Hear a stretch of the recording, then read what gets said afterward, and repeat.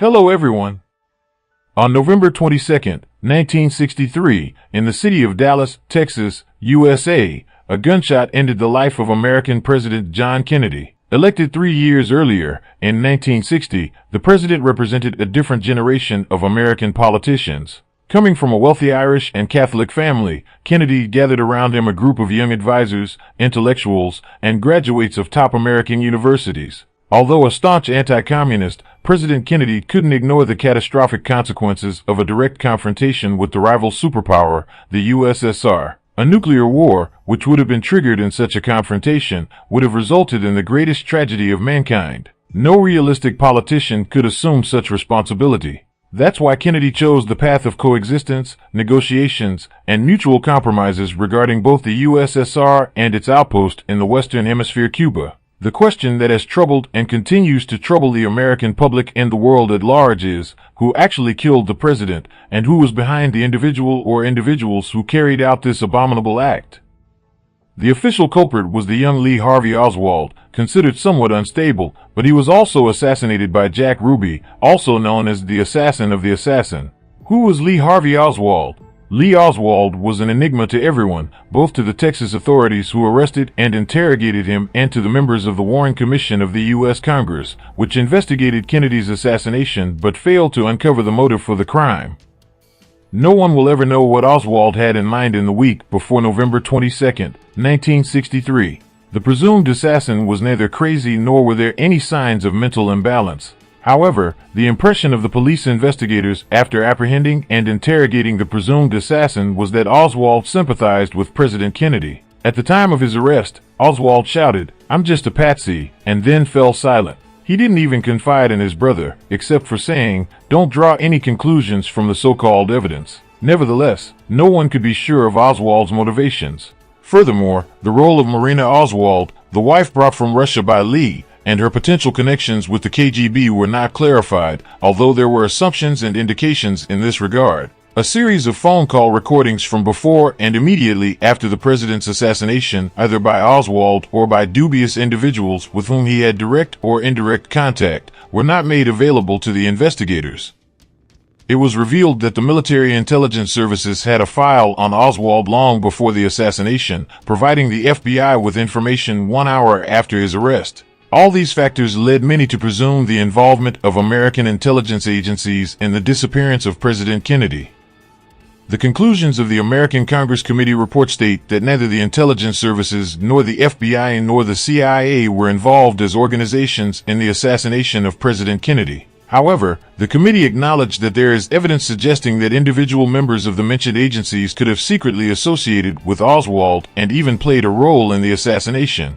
Lee Oswald served in the U.S. Marine Corps. He took courses in radar and air traffic control, excelled in his studies, and qualified as an aviation electronics operator, being assigned to a post overseas at the U.S. Marine Corps Air Control Squadron 1 based in Atsugi, Japan. In 1957, when Oswald was there, Atsugi was the launching site for the famous U-2 spy planes. It was here that Oswald entered the world of military secrets. There were also suggestions that Atsugi may have housed nuclear weapons, although there was an agreement between the U.S. and Japan prohibiting the presence of nuclear weapons at American bases in Japan. However, it appears that the Americans violated this agreement. Oswald was particularly unhappy when the unit he served in was transferred to the Philippines. He even attempted self-mutilation to avoid leaving the base and was sentenced as a result. He was a loner, without American friends, and made acquaintances among the Japanese.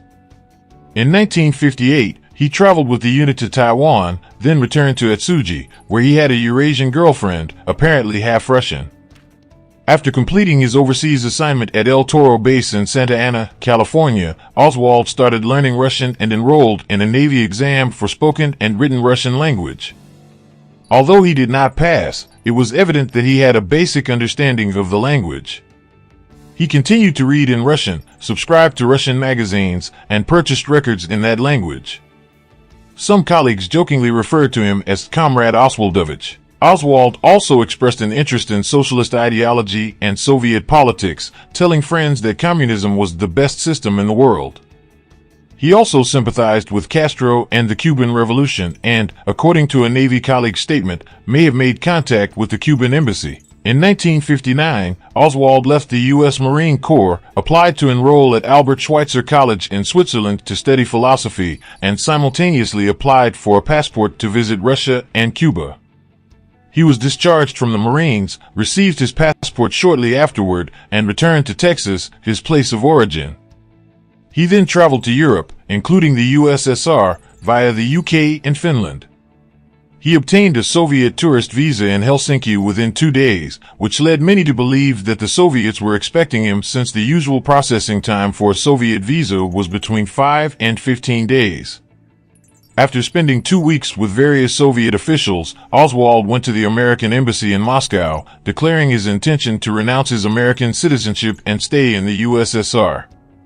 He also informed the embassy that he had voluntarily, without any compensation, provided the Soviets with full details of his radar work in the Marine Corps. At first glance, Oswald appeared to be a genuine defector, but his behavior was unusual, suggesting that he was in contact with individuals who guided and encouraged him. The simplest conclusion would be that he had contact with communist agents in Japan and the US and took the step at their request. After the assassination, it was said that Oswald had claimed to have met several communists in Tokyo. However, the person who provided this information was found to have connections to American intelligence services. It is also peculiar that during his military service, nobody seemed to care about his open sympathies towards communism, the Soviets, and the Cubans. Additionally, there are indications that during his service, Oswald may have had access to classified documents, while his colleagues only had access to confidential ones. There were also periods when Oswald would be absent from his unit, claiming to be receiving treatment at the hospital, a common pretext used by intelligence services to provide secret training to a future spy. The financial sources of Oswald during this period are also unclear. It is not known where he obtained funds to travel to the USSR and how he supported himself after returning. After the assassination of President Kennedy, Oswald's mother, Marguerite, stated that she was convinced her son was a secret agent of the American government. In 1978, a former CIA employee in Tokyo, James Wilcott, also testified before the American Congress Committee, claiming that Oswald had been recruited by the CIA from the military with the explicit purpose of becoming a double agent sent to the USSR. However, his claims were not substantiated or supported by other evidence. Of course, the CIA has always denied any connection to Oswald. It is highly likely that during the early days of his defection, Oswald was repeatedly interrogated by the KGB, who not only sought valuable information from him but also wanted to determine his true role, an aspect that remains unresolved to this day. Was he truly a genuine defector who shared what he knew from his military experience, or was he perhaps an unwitting instrument of American espionage? Regardless, the Soviets decided to remove him from Moscow, and in January 1960, after being provided with an identity card and 500 rubles from the Red Cross, he was sent to Minsk, where he began to lead an exceptionally luxurious life, at least by Soviet standards. He had a spacious, fully furnished central apartment and a well-paid job at a radio and television factory. The Red Cross continued to provide him with financial aid, and Oswald had so much money that he didn't know what to do with it. In mid-March 1961, Oswald met Marina, his future wife. She doesn't remember who introduced him, but she recalls that Oswald spoke Russian so well, albeit with an accent, that she initially thought he came from another Soviet republic. Shortly after, on April 30th, they got married. Just a month after their marriage, Oswald expressed his desire to return to the United States. After corresponding with the U.S. Embassy, Oswald retrieved his passport that he had left there. Marina, on the other hand, did not encounter major difficulties from the Soviets. In February 1962, she gave birth to a baby girl, and on June 2, 1962, the entire family left the Soviet Union. It is very strange that the Soviet authorities allowed Marina to leave the USSR so easily. Upon arriving in the U.S., Marina continued to maintain relationships with the consular office of the Soviet Union, whose members were Soviet agents.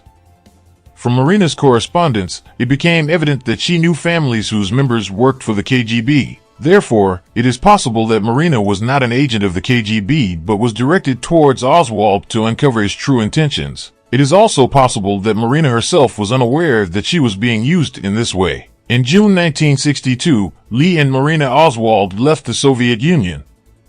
As seen, they encountered no difficulties when leaving the USSR or entering the United States.